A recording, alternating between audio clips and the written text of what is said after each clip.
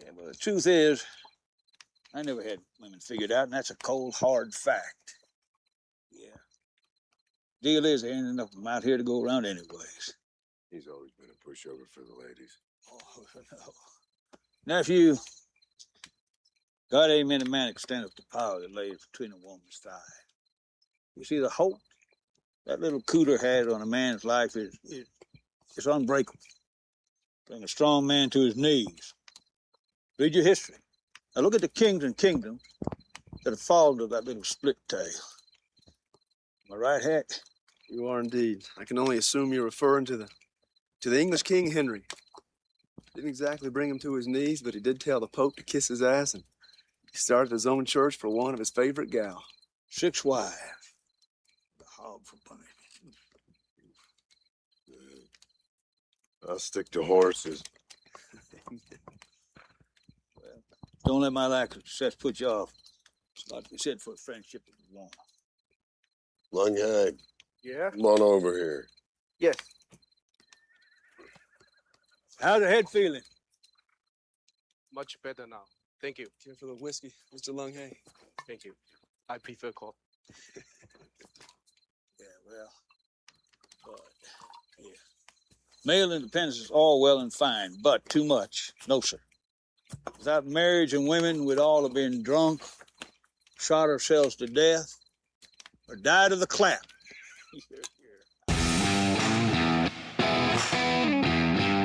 Can you dig it? Can you dig it? Can you dig it? Every time you got a bar, and the bar's got somebody in it thinks he's as tough as a nickel steak.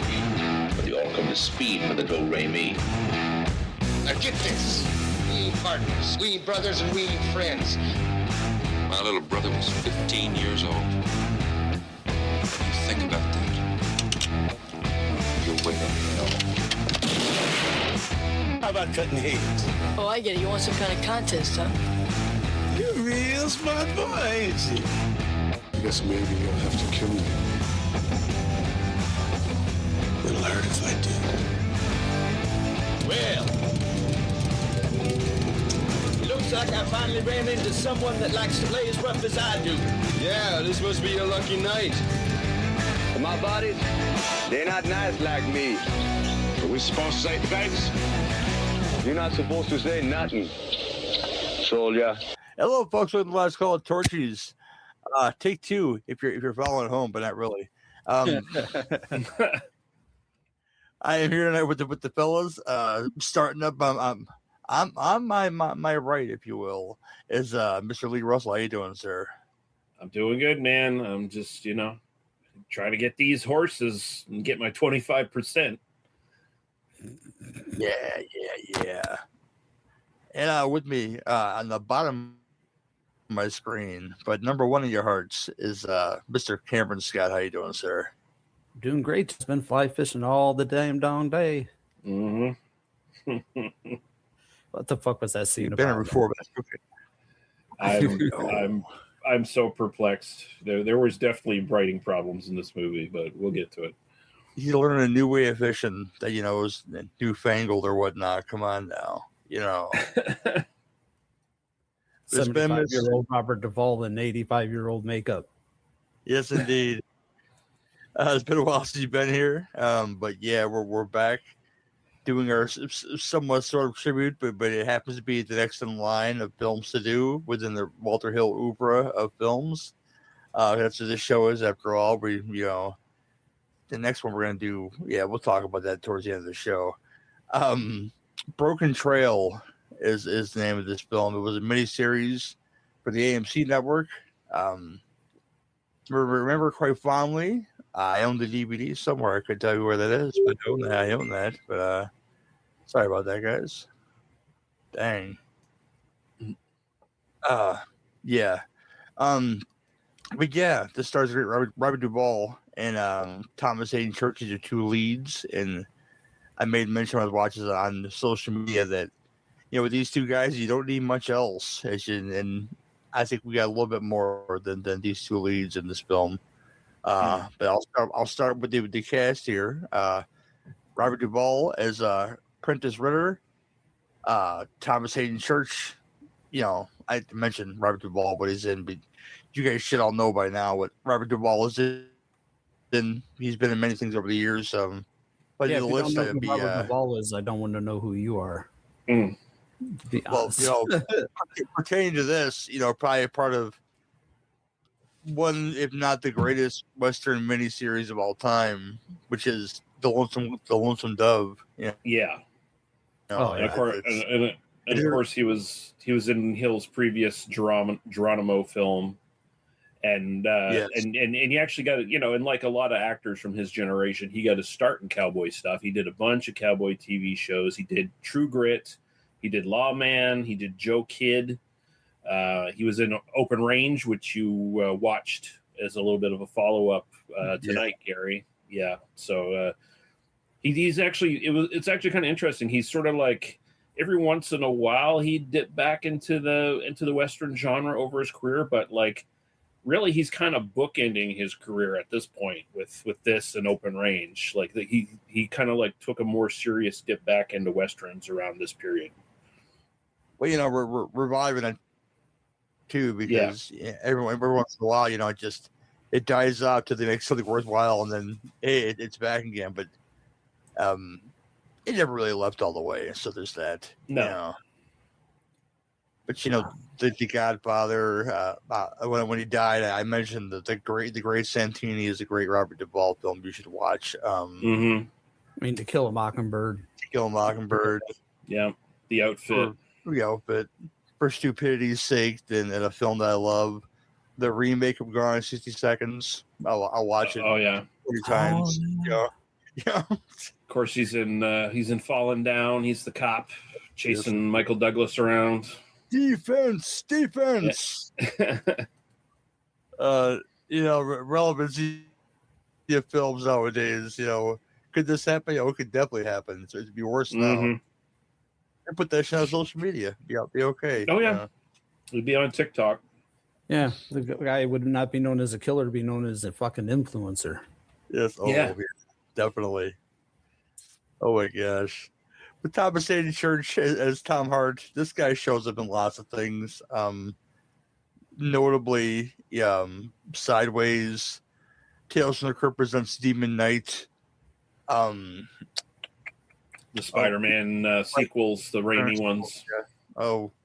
Untalked about, but should be loved. Under talked about. TV show Wings with Tim Daly. Right. I think these were talked about. Yeah. Of course, he's in Tombstone, and he's a bit more of a low key. Like I think people like after Sideways expected him to really take off as like a big star, and he never quite really did that. He kind of slid right comfortably into like solid character actor guy who once in a while pops up in a big movie, like, you know, the latest Knives Out film. He's got a part in that, but like that's a movie that's an ensemble piece of all great character actors. So like when you're looking for a guy for that kind of thing, he's the kind of guy you slot in for one of those. He's always that guy behind the guy. Like I mentioned, Tim Daly in Wings, Paul Giamatti in Sideways. He's always that guy that's got to follow that guy, and it's not always easy to do. But he pulls it off pretty well.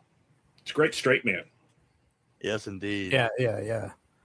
He was great in Twisted Metal too in that first season. If you haven't seen it, that's great. Stuff. Is the next season out? I should look for that, I guess, because I watched the first season. The second season's been out for a while. I think they're getting ready to release the third. Yeah, I heard something about Mark Hamill doing a voice or something, and that thing. I forget now. Wait, he does voices? No, he doesn't do voices at all. Yeah. Oh, okay. But, nothing you'd never heard of. When I tell folks that you know that at work, like who's your favorite Joker? I was like, well, you know, Hamill's up there. They're like, what? Mark Hamill's like, yeah, he was the voice on the animated series. Like, they'll tell me that doesn't count, and I'll say, well, you're stupid. You think that doesn't count? Come on now. You know? Totally counts. Yeah, he is like the best. When Conroy doesn't count as the fucking one of the best Batman. He is Batman. So much so that that latest animated series that they did, that's the Bruce Timm heralded one. That's kind of kind of a spiritual sequel to the original animated series. They got a guy doing Batman in that who's doing his best Kevin Conroy. When Conroy so many years ago, I told him, I was like, hey, you know what? That Christian Bale, he's kind of terrible in the movie, isn't he? Just kind of bad at it, you know, in comparison. You know? Well, yeah, I mean, it's a different beast. Those he did a gravel voice to do that shit. He did it with gusto, you know. Mhm. But compensating church, though, you know, getting guy behind the guy. I'll rep hard for the Brendan Fraser George of the Jungle because I have fun with it. He plays like the foil of the movie, the boyfriend to Ursula, you know. Go, man! If you haven't watched it, it's funny as hell to me. You know, this is John Cleese is a talking animatronic gorilla in that movie, so it's good shit. You know, the ape named Ape. Now the song's in my head now. See, yeah, there you go.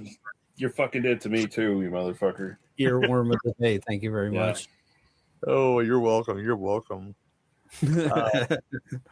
Greta Scotchy, Greta. Sounds like a fine cookie, doesn't he? Greta Scotchy. You know, it sounds like there's right next to the orange Milano cookies. Yeah, it sounds like there should be another I in her name, like it should be Siachi or something like that, but it's not. It's like I don't know if we're pronouncing it correctly. As I stated in our original aborted non-recording that we did, I remember from the Coca-Cola Kid being naked and being a good actress, and those are like the two things that stand out for me with her. Nice. Chris Mulkey, who shows up in lots of things. I think the first thing I'd seen him in was Ghost in the Machine from the early 90s. Oh, yeah. That was a fun, stupid movie that probably wouldn't work, you know, but that's right around the... Yeah, that's right around the time in the 90s where they were trying to figure shit out because the slasher boom had died, and now everyone was just kind of like, oh, can we still do slashers and maybe make them different? Or are we going to do something else? And, you know, Ghost in the Machine was like a byproduct of that sort of mentality from the studios. It was like a slasher meets like Lawnmower Man. Yeah. Yeah. They were in that tech phase, like Brain Scan, which is a film that people love. And I love The Bad Guy, but it doesn't work very well. So no. There's that. They were trying hard for a new Freddy, and it just wasn't happening. I don't know, brave people were liking it, but it's like you know, it doesn't really work as a film. But the bad guy works great in it. Yeah. The trickster, wasn't it? Yeah, the trickster. Yeah. He's fine. He's fine. It's Edward Furlong that sings that fucking movie. Yeah. I just watched Terminator 2 again, and he still sucks in that movie. I was hoping for a dead I like Eddie Furlong and all, but like, man, he is just a horrible fucking actor. he has literally no reason to be as shitty as he is in that movie. He's got everything. Oh, sure, your mom died, boo-hoo, but you've got everything handed to you. That I would kill for that kid's fucking bedroom and his computer setup and shit back in the mid 90s. I would kill for it now. Yeah, still. And he's got a Boris Karloff butler, AI butler, basically. Yes, master. Yes, master. Yeah, that tech boom of the early 90s is where stuff is supposed to work the way it does, but it doesn't. Like I love the film Hackers, but I know this shit's not plausible all the way. It's like partially plausible. Yeah, no, that's the beauty of movie computers. They never get it right. No, never. It's kind of like the net with Sandra Bullock. Yeah. The internet's so scary, guys. So scary. It's so scary. Mulkey's not his first foray into Walter Hill's films. He was in The Long Riders as Vernon Biggs. He showed up as second cop in 48 Hours. But roles you may know more, he was in Time Rider, Mr. Lyle Swan with the great Fred Ward, and other great character actors in that film. First Blood, Dreamscape, Runaway. I mean, he has quite the career. Quiet Cool.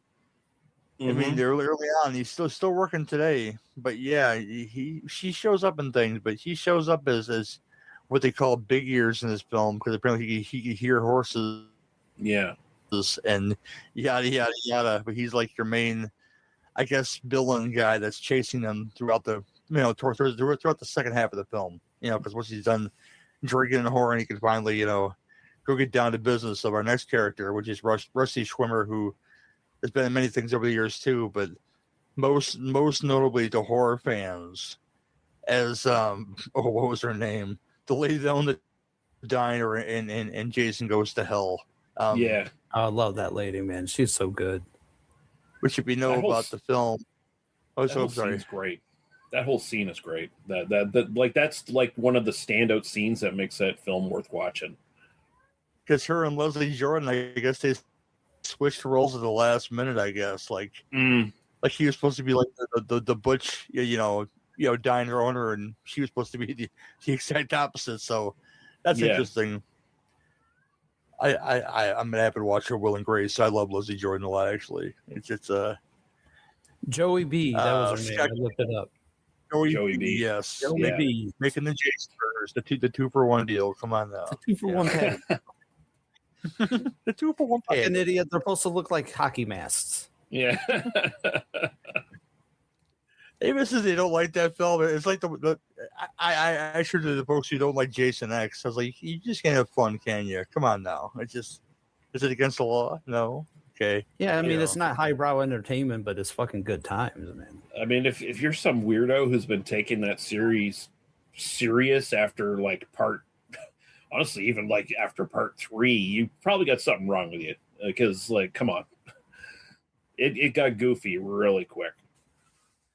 Yeah, by the time I got to Corey Feldman in part 4, it would already jump the shark. Yeah. Next up, Scott Cooper plays Gilpin, one of their that's the guy that with the fiddle, they're running buddy, right? Yeah. Yeah. The body, the guy they can lose from their party. Indeed. She's the red shirt. Yeah. Yes, indeed. Most known for his directing credits. It's I don't know much of that, but in our last conversation, again, this is take 2. He directed Crazy Heart with Jeff Bridges, Hostels, which is a pretty decent little war film, Out of the Furnace, with Christian Bale, right? Isn't that movie right? Oh yeah. No, I like that film. Black Mass, Johnny Depp. The latest the Springsteen film they made with the bear in it, which is it's okay for what it is, but it's probably about the most boring part of his entire career. That between Nebraska and born in the USA phase of his career. It just I'm over these fucking music biopics, so I wish they'd just stop. It seems weird to me to make a biopic about somebody who's still with us. Yeah, I hate these things, and like that Michael Jackson one, just totally. Let's not dwell on the realities of this guy. Let's just dwell on the bullshit. And I'm not into that. Not at all. It's like the original plans for Bohemian Rhapsody was Sacha Baron Cohen, who by the way made a secret Ali G movie right underneath our noses, and I can't wait to see it. Was going to play Freddie Mercury and do the singing and everything, but I guess something happened in the development where they didn't like the way it was turning out. But he's probably being too truthful about Freddie, and probably didn't like that very much. Who knows? Probably. But, yeah, because he wasn't.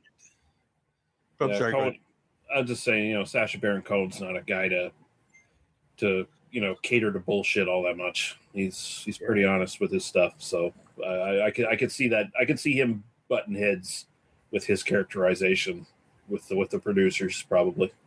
Secret LG film. I'm jazzed about that. If you listen goes far back as the very first episode.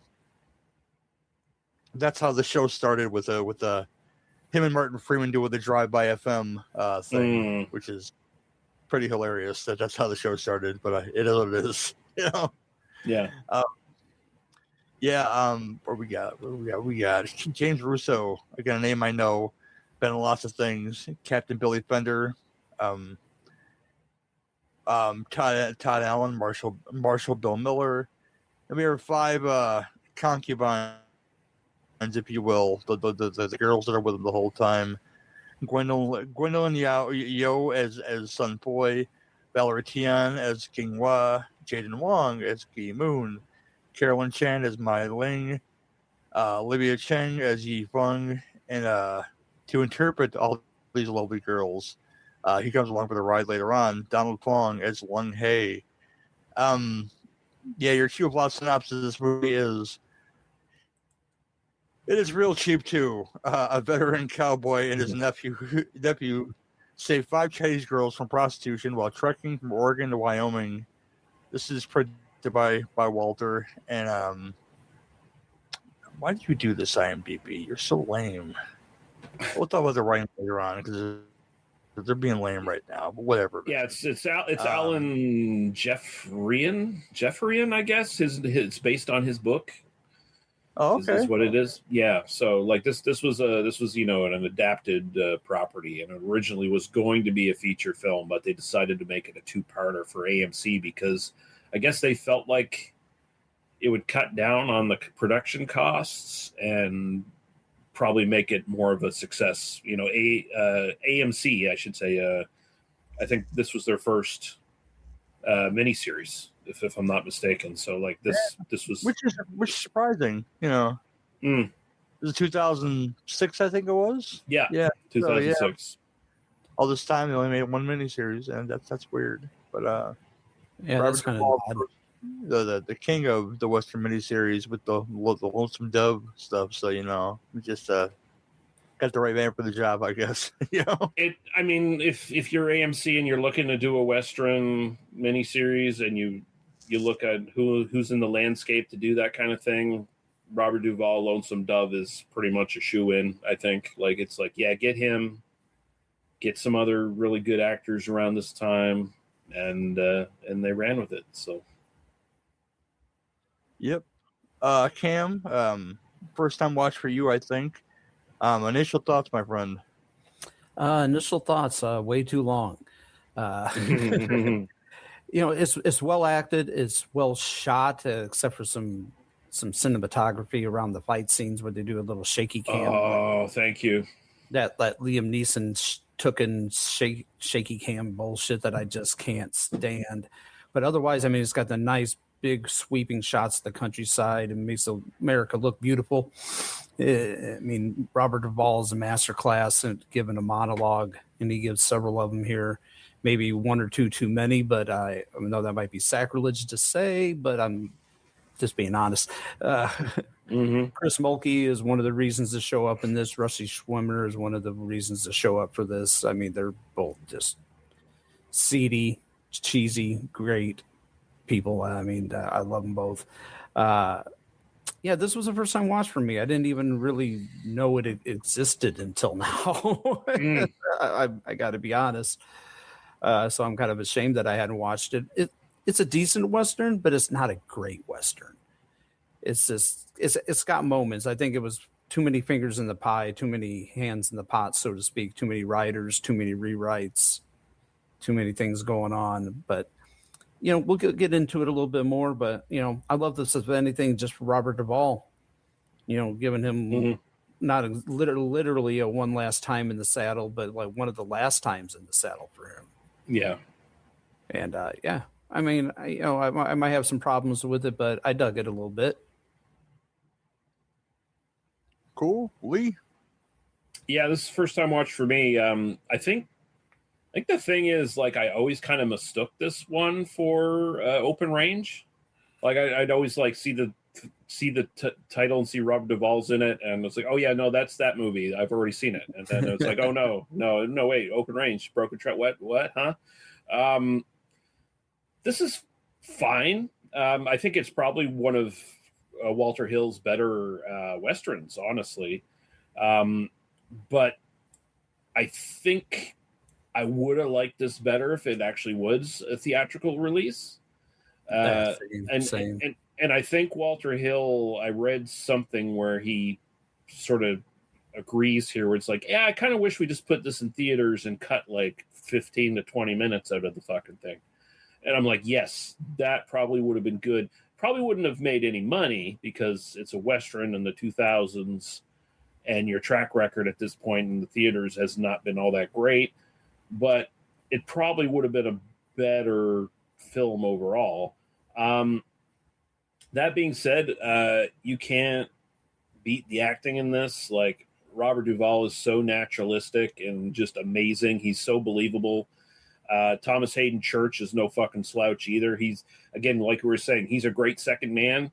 He is the great, like, he's kind of a straight man, kind of a no nonsense kind of dude, kind of like, he wants his 25% of this this thing that's owed to him. Like, basically the story is his mother has been estranged from him. She owned the ranch that he left to go buckarooing in his younger days, and it's basically, you know, Robert Duvall is his uncle. He comes to him and says, "Hey, your mom's dead. She left some stuff for you in the will. Basically, you know, like she cut you out of running the ranch, but I'm going to cut you in if we can take these horses and sell them, and I'll give you 25% of their value or whatever." Like, well, what he doesn't tell him, of course, is that he's actually sold the ranch to buy these horses to then go and sell. And yeah, to make dick move. Yeah. Well, not really a dick move, though, because Robert Duvall doesn't want to run the ranch, and he knows Thomas Haden Church doesn't want to run the ranch. So he's looking to get even more money out of this purchase because it just so happens around this time, the British are fighting the Boer War and the Americans are fighting the Spanish-American War. And horses are in need. And so they make a comment later on in the film, how's it, you know, are you telling me I'm a war profiteer, basically, when he sells the horses finally? It's like, right. It's like, you kind of are. You got a problem with that? Not really. But yeah, no, Robert Duvall's kind of this salty, you know, but like good-humored guy who's, you know, I think the big thing, my big takeaway from this is that this film is really a very like humanist Western. It's very much more interested in characters getting along and finding their family as they travel through the country, kind of thing.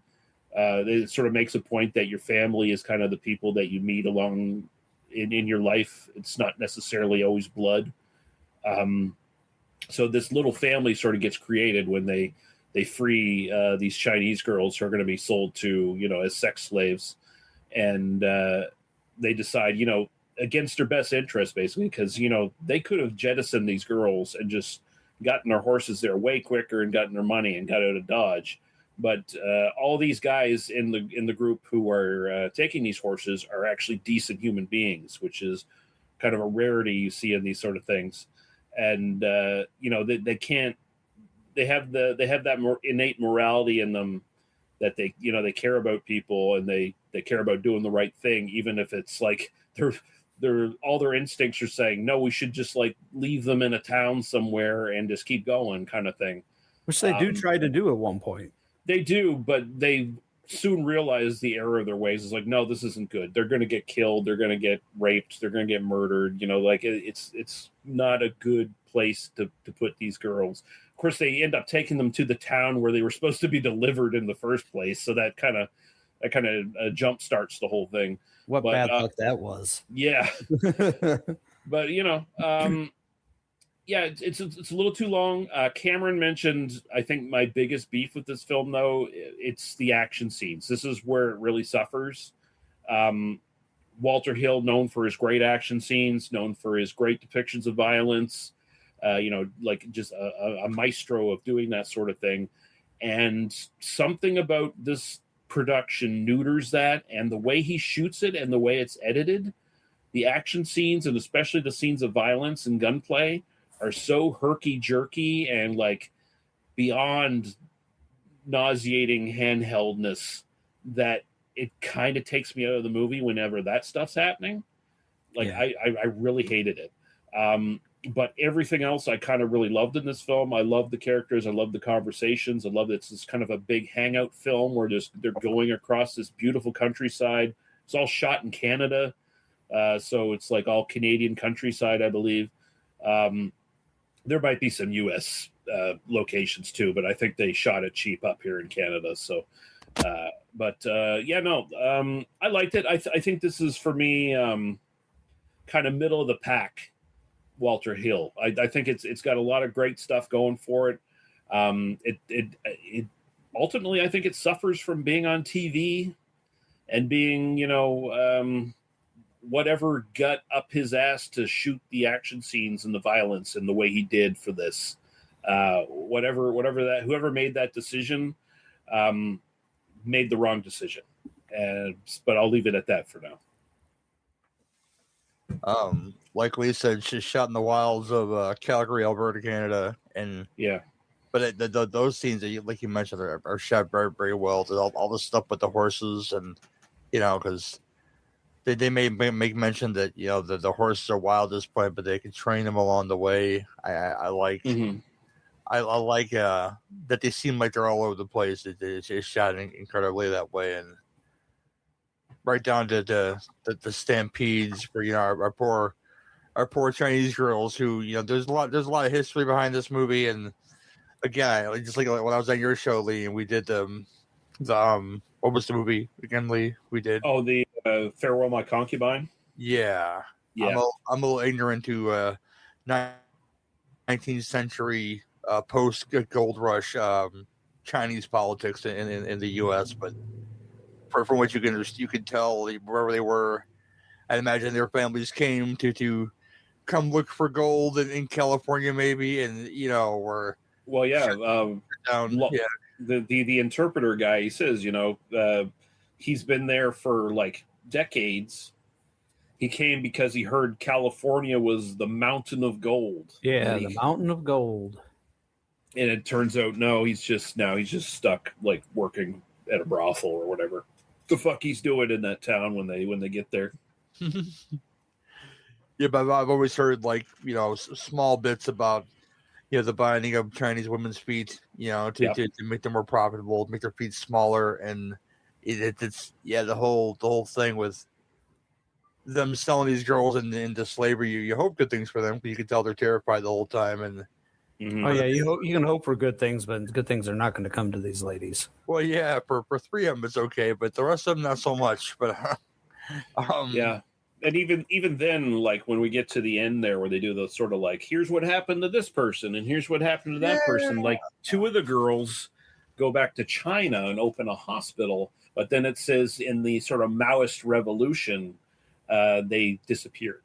Yeah. So there's the film is definitely not. It doesn't hold back on bad ends for the characters you love sometimes in this. Like it's a very earnest, very like, this life was rough. Like the bad things happen to good people all the time, and it doesn't shy away from that, which I did appreciate. It doesn't wrap everything up in a very happy package. It's very melancholy in a lot of respects. I mean, if that was the case, all 5 girls would survive. The one wouldn't die in a stampede because she's inexperienced and transporting large mammals across the open plains, and the other wouldn't have got tick fever, as they call it. Would that be Lyme disease in this movie? That'd probably be Lyme disease. It might be Lyme disease. It might be something else. Yeah, or variation of sorts. Yeah, what it be? Whatever it is, it kills them pretty quick. And isn't that also like malaria, or is that mosquitoes? That's mosquitoes, I think. Okay, yeah. So right.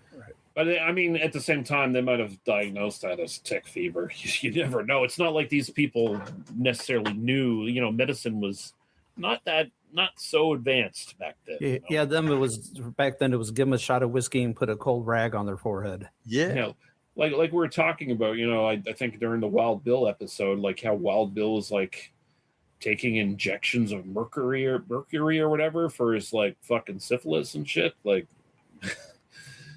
not good. Yeah, not good. But then back then, cocaine was a regular ingredient in cough syrup. So there you go. Yeah.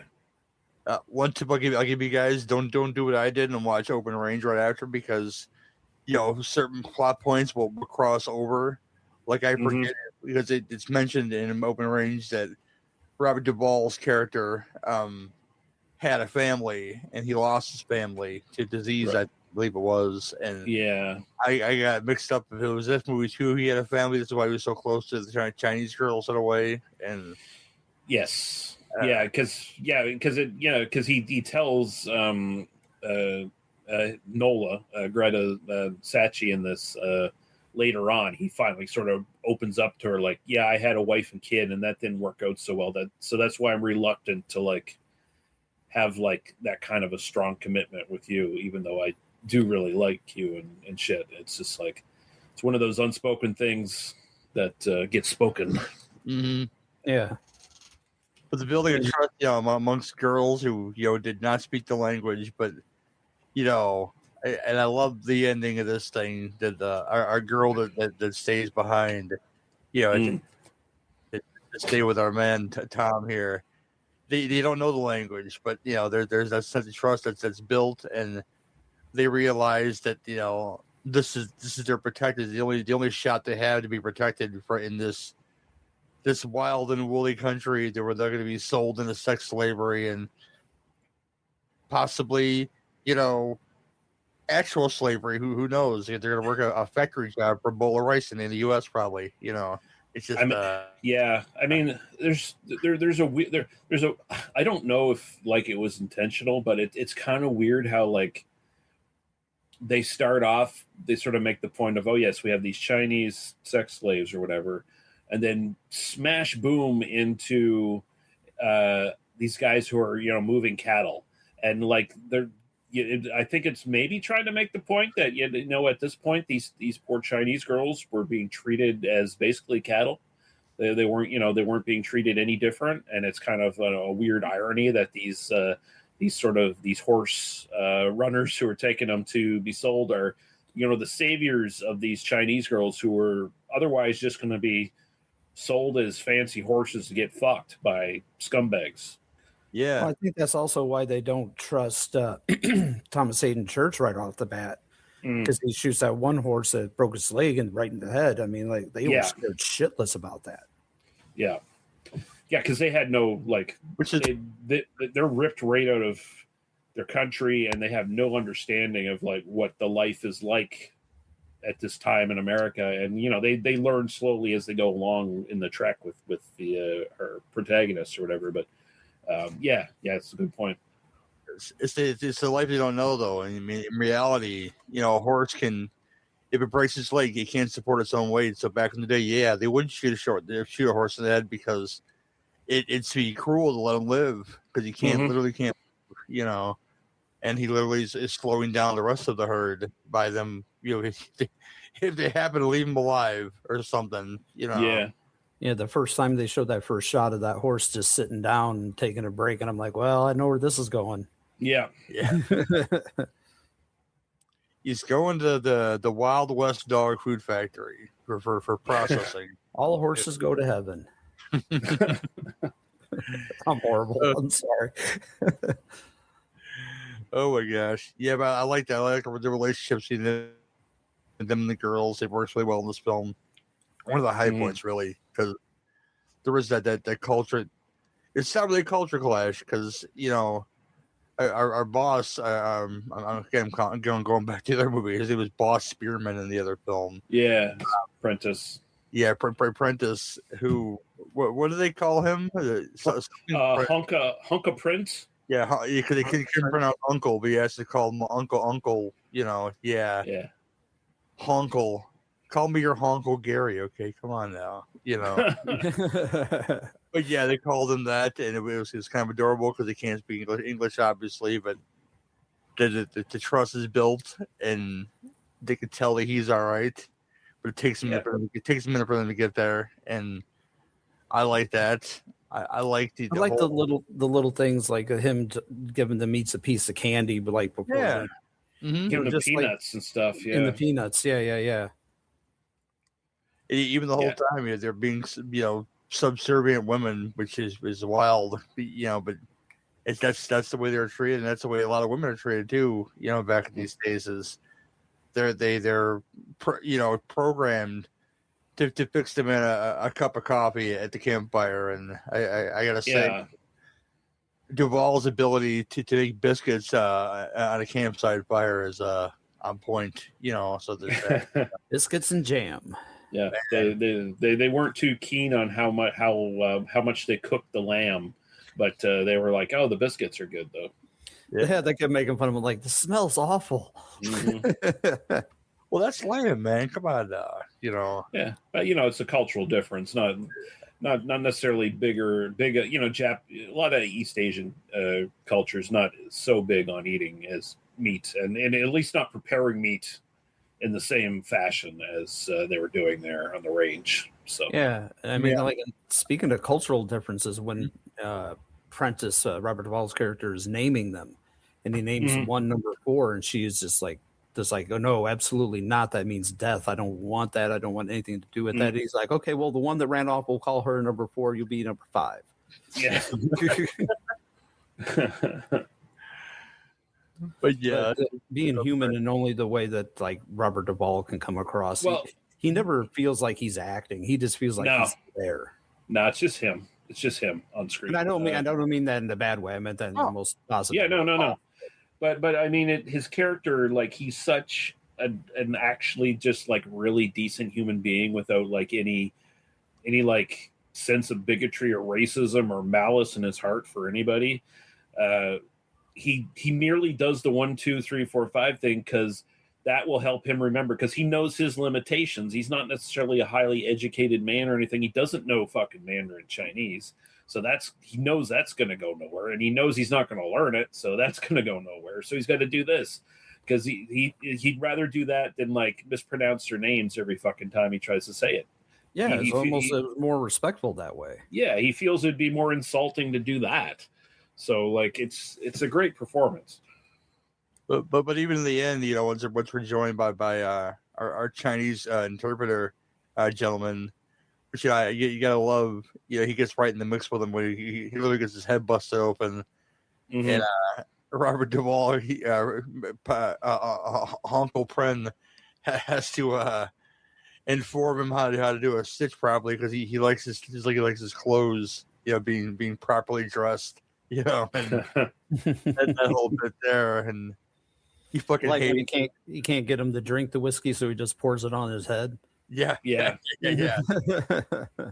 Which is the way to go. You're sterilizing the wound. Come on now. Yeah, because he had a pretty deep gash in that head there. It was, indeed.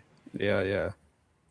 I love the scene, the small scene you get with when they invade the Crows' territory and they want 2 horses, but like the whole time, Uncle Pren there is like whittling wood, and he offers an offering to them, which is this little horse that he whittled. See, now you have 2 horses, and they're fine. The look is everything, because you could tell, it's like I kind of dig what you're laying down, and they just take the 1 horse, and it works. Even the best horse, he offers him the best horse, and he even says to him, when he's like, tell him I'm too old and too tired, and I ain't afraid of dying. And he's like, so we're just going to give you 1 fucking horse right now. Yeah, I like that whole bit there. I wish there was. It's kind of like in Sinners, where you get like the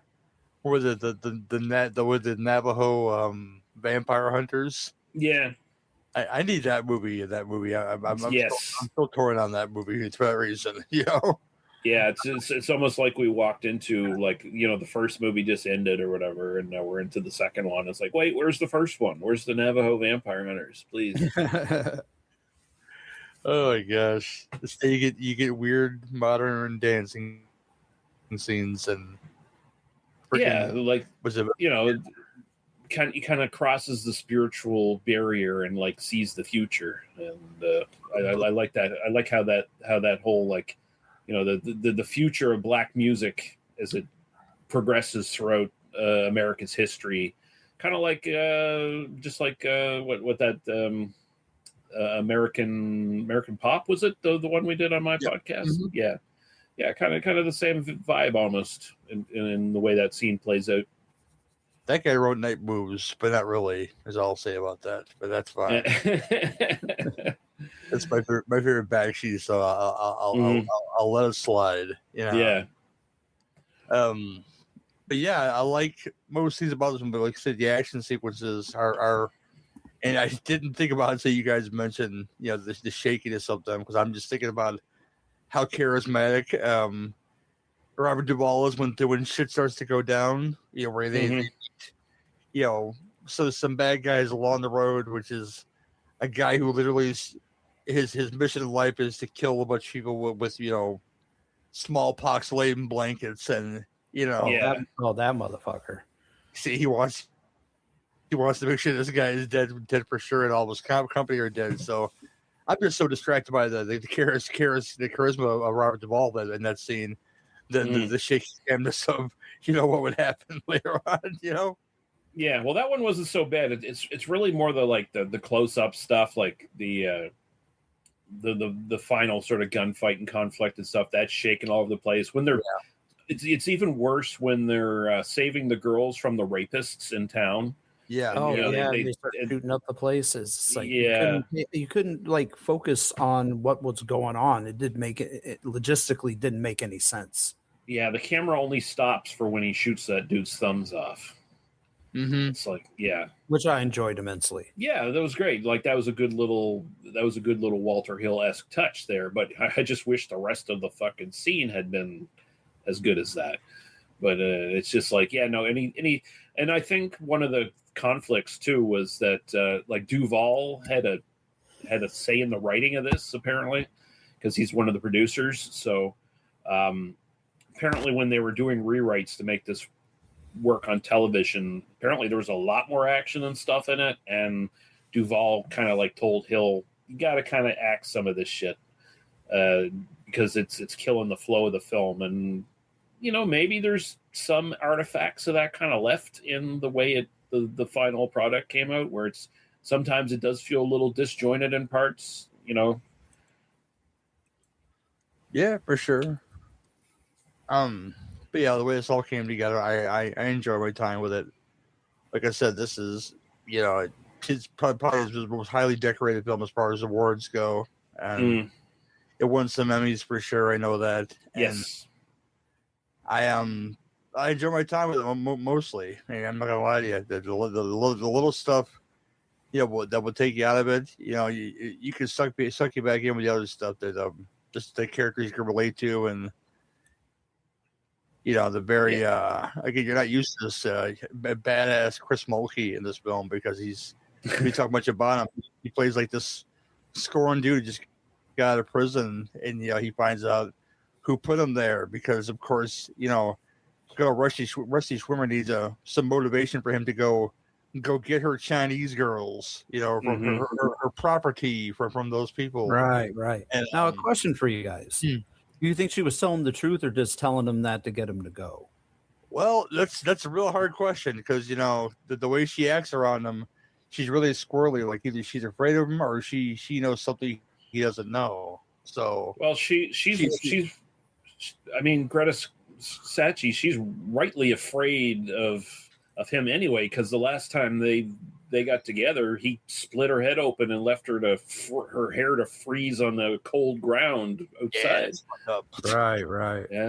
Yeah, I kind of wondered about that, whether or not Rusty was telling the truth, but you know, she might have been with the way Greta was reacting to him. Mm-hmm. Yeah, it could have been. I mean, either way, fucking. Big Ears was a bastard. Big Ears is just a piece of shit, and he's a good villain to put in contrast with our heroes here, who are just like deeply caring, moral people. And Big Ears is definitely not. Big Ears is just a fucking psychopath, and he's a monster, rapist, arsonist. He's all the bad things. It's like, I just did my time. Let's go do things that are slightly worse than what I was doing right now, which is, you know, drinking, drinking the way the sheriff. I'm sorry. No, I was going to say this. The way the sheriff was going on about him, he's like, oh, he's a well-known horse thief, but he was a murderer or a rapist and among other things, an arsonist, which are much worse than stealing horses. It just goes to tell you the priorities, probably. Right. Yeah, horses are worth a lot of money. You can get another woman for a lot less money, apparently. Right. The 1800s. Yeah. Whereas the value of a Chinese woman with girl with bound feet is exponentially more money, than anything else. Come on now. Mm-hmm. Yeah. I said Chinese woman with no bound feet. Shit, what else you got? Yeah. You mean I gotta look at her natural feet? I gotta look at all her toes. What the fuck? Yeah. What? I really dig that girl with broken toes. Yeah. She turns me on. James, all I'm saying. For every bit that Chris Mulkey is a bastard, James Russo was 10 times worse. Oh, yeah. the scene at the campfire where he's like trying to joke and stuff with them, and he's saying all this disgusting stuff, and they're just keeping quiet and looking at him like that. That's a good scene to just show how like decent and moral our heroes actually are. They're not, just out of innate morality. They're not murdering this guy straight up, but they all want to, because they're just looking at this piece of shit and they're like, fuck. Like they're trying to believe the stuff coming out of his mouth. Yeah. They're just like, they're staring daggers to this motherfucker, and rightly so, because he's also just like a monstrous piece of shit. He's just a big scumbag. Well, it's more like the task at hand, and when that's sullied because he drugs their whiskey, fall asleep and then take their horses and yada yada yada. He doesn't get too far, by the way, because he's a scumbag and he's drunk too. But yeah. Yeah. They had a reason to go after him then, see, Mm-hmm. Which is our Tom's biggest loss of that is a rope, because he had to hang his ass. He complains that he's lost 2 ropes so far. And I love the term what Thomas Haden Church said. I had to stretch him. Yeah. Like. I think. I think my favorite bit that made me do a little research here was he goes into town at one point and he buys therapeutic paper. I was like, "What the fuck is that?" Yeah, and I was like, "Oh, that's actually the first commercially packaged bathroom tissue in the United States was called therapeutic paper." Well, they kind of really hit it home, when he had to go take a shit, and he said, "Watch out, that paper might have splinters in it," because he. Yeah, because it was a luxury item back then. Like it had aloe and hemp in it, and it was designed as a preventative treatment for hemorrhoids as well at that point. So unless you were going to use leaves and I think there was usually people would use dried corn cobs back then or mullein leaves, and mullein leaves have little microbarbs on them, and if you don't wash the leaves or whatever, or get the proper ones in the proper stage of the plant's development, they'll just cause irritation on your they'll be almost like fiberglass microfibers just hooking into your ass. So barbaric, man. If you squeeze the Charmin, you get the dry corn cobs. Okay, that's all he's saying. He takes away your therapeutic papers. Yeah. But this is good. I think the end is very important. With the whole epilogue of, them dying is unfortunately a deep reality of the times. Because in the 19th century, you're lucky of a man of Robert Duvall's age lived as long as he did, because it's really an anomaly that he lived as long as he did. Yeah. Right. And it's fine. I love the interaction between Thomas Haden Church and I forget what number she was, but the eldest of the 3. Yeah. He kind of falls for her a bit, and tries to talk to her, but again in a very therapeutic way, to where she can read his emotions. Yeah, she chooses to stay, which is a nice end cap to this thing. I wasn't And, expecting one. Yeah. You know? Yeah, that was something, you know. Couldn't all be downers. It couldn't all be just, a couple of them died back in China, and Robert Duvall and Greta Sachi never consummated the relationship. They just wrote letters to each other. But then he got buried with her, so you know it's kind of like one of those Notebook things, you know. It's which I tried, you know. People who love the Notebook, you know, I'm sorry, but it's a bunch of bullshit, you know. My man Gosling, you know, stayed with her, although she fucked around on him plenty, you know, through Alzheimer's. He fucking chose to die with her. Like, yeah, that's fucking bullshit right there, you know. Yeah, he treats you too good, brother. Yeah. It's a decent man. He's still a decent man. There you go. Yeah. But it's good though. I enjoyed this. I think, like they said, it's kind of like not middle of the road is a bad choice of words, but like in the middle of the filmography of Walter, I think it belongs there, and people should check it out. I think there's a No Frills DVD out there you can. And I want to say there's like a 3-pack you can get for really cheap with this. And the film I thought we were doing, Comanche Moon, which was a TNT movie. I'm not going to lie to you. I thought that was what we were doing. It was so long ago. I think another film too, but fairly cheap for like $8. You can get this on DVD. So go check out the No Frills DVD of this if you don't have it. Or you could, you know, get it on digital like I did for like $5. So there's that. You know? And then we all enjoyed it, see, you know? Yeah. Cam, final thoughts, sir? Final thoughts. As I like to often say about movies that fall in the middle of the road for me, I liked it, but I didn't love it. It was a good movie, not a great movie. Well, miniseries, what have you. But it's filled with great performances, especially surprisingly by Thomas Haden Church, you know, bringing it. Robert Duvall. He's just a master class in watching just actors just subtly giving you the goods each time, every time. But you know, it's just kind of it's misleveled, if that makes sense. You know what I mean? Some moments are really great, some moments are really semi-decent, and some moments are really bad. You know, i.e. the action sequences, which we already mentioned, but I won't beat a dead horse here, but I'm bummed. But yeah, like I said, I liked it. I didn't love it, but you know, it's kind of middle of the road for me as far as Walter Hill goes. It's not my favorite, but it's not my least favorite either. And I'll leave it at that. Cool, Lee. This is a perfect like Sunday afternoon watch. If you got nothing else going on and you like cowboy movies, it's one of Walter Hill's better ones. It's got its flaws that we've laid out, but it's, you know, I'd say it's better than Geronimo. I liked it better than Geronimo. I'd agree with that. I would agree with that. And I think, you know, it stands out as a quality production that's better than some of the Walter Hill movies from this period that we've watched as of late.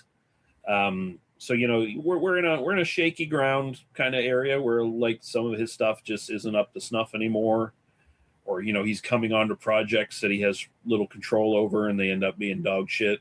But this is pretty quality, and it's got great actors in it and great performances. It's a good story, and it's easy to overlook the flaws because of those things. So check it out. It's decent Hill. It's not top of the line, but I mean, even middle of the pack Hill is usually pretty goddamn good compared to most stuff. So it's around there for me. Yeah. Cool. Yeah, I enjoyed my time with it. I would watch it again. I watched it twice for this show, so maybe not right away, but I'd watch it again. Like I said, don't watch this and Open Range together because there are themes that you kind of run together and it might confuse you a little bit. And plus, Open Range has a amazing cast. Yeah, I was watching it today. I was like, God, Dumbledore's a real dick, isn't he? You know, come on. Doing an Irish accent, that movie. That's fine. Mm-hmm. yeah, this is worth your time. I think I hate to say one half was weaker than the other half because they all had their slow points, but when you make a film like this where you're going literally 1,000 miles across open land to bring these horses, there's not a whole lot to talk about them except for the folks you meet down the road. And I think that as a story, it works pretty well in that sense. Them meeting folks down the road and interesting people and running into random troubles, and it works as a film in that sense. And I think it's your two lead actors that really steer the ship so well. And when you got these two actors, it's not hard to do. And I think in a film like this, they pulled it off pretty well, in my opinion. Mm-hmm. But yeah, like I said, middle tier Walter Hill is still good. It's kind of like that cold pizza from 2 nights ago. It may be a little funny, but you're going to still eat it eventually if you're hungry enough. And oh yeah, it's like undercooked lamb. Da-dun-dun. You better that right Greek restaurant. You smell that Europe coming off the spigot there. It kind of smells a little funky, but it tastes some good with some pita and some white sauce right there. Some Sazaki sauce, whatever you call it, shit. Sauce. Oh yeah. Oh, tzatziki. Yeah. It tastes good, man. But this episode tasted good too, guys. I appreciate you guys showing up always and coming back. We'll be back sooner rather than later. I think the guys will approve of this. We're gonna do one that's not directed by Hill next, but written by him. I just watched this, and for the first time ever, I really enjoyed it. Walter Hill written, Sam Peckinpah directed The Getaway with Steve McQueen. Oh, yeah. I think we'll do that next. I think, and go out of the sequence of films that you do something he wrote, and it'd be a good time. So that movie's always a good time. That'll be your next Torchies, guys. And you got stuff to push, my friend. Go for it. tmbdos.podbean.com. That's They Must Be Destroyed on Sight, my podcast.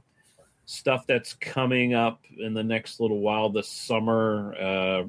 Just this weekend, we're going to be recording an episode on the Wake Up Dead Man, the new Knives Out, the latest Knives Out film. And if plans work out, the rest of the month we'll be doing Female Trouble, the John Waters film with Divine. And we're probably going to finish off the month doing a couple of bikini booby sex comedy movies, Bikini Summer and Beach Babes from Beyond. So that's kind of some Charlie Band stuff, huh? Yeah, that's right. It is the softcore porn offshoot of Full Moon. Yeah. Yep. Which is ironic, because by the first Charlie Band production I've seen that I wasn't supposed to watch was the fairy tale movie that they made early on. Oh yeah, right. Yeah. Oh my god, I digress though. Yeah, it sounds awesome, man. Yeah, you had an episode that come out today actually, so lay it out there. Yeah, I had for my sequel to Deja Vu show, which is an offshoot of my Cinema Degeneration network of shows. I released Demons 2 by Lamberto Bava. Nice. The superior sequel. Not the superior movie in the series, but the superior sequel. Yeah. Mm-hmm. I also a lot, but it just is, yeah. Yeah. I also have an episode dropping hopefully next week if I can get off my ass and edit for Grindhouse Pizzeria on Switchblade Sisters. Nice. And then I'm doing another Howling at the Full Moon, the Charlie Band show, where I'm reviewing one of the final films by Tony Todd with Cutter's Club. Oh. So it's kind of an eclectic mix coming out over the next few weeks. Nice. Yeah, Demons 2 is a classic case of, what happens when you have a birthday party and you don't want to have a birthday party. The white folks invite white people over anyway. And then you know what you should get? You get fucking demons is what you get, man. Mm-hmm. Because you overstep your goddamn bounds there and say, you know what? I don't want company. Let's bring company anyway and see what happens tonight. Just tell your friends I just want to be alone. next beef, we're starting. We do a lot of theme months, and I'm with stuff mixed in. We're doing there's something growing on you month, which is first one is the Manitou with the Little Tumor That Could movie, The Dark Half. We're putting those two together, and love that movie. Record that tomorrow, actually, for the time I'm recording this, and that will be intermixed with the episode 2 weeks later, where we talk about Kawatu and Total Recall, and, Brother Belial, and the very first basket case. Nice. And yes, it should be a good time, and we always mix stuff in, and that's fine. It's if I'm feeling froggy, I say, hey, you guys want to do something this week? And then, we do something this week. But yeah, thanks for supporting all these programs on the Butcher Shop Beat and Lee's show on the Messages Run site and Cinema Degeneration on Cameron's stuff. And you go listen to all this stuff. They're all working hard for you, and that's great shit.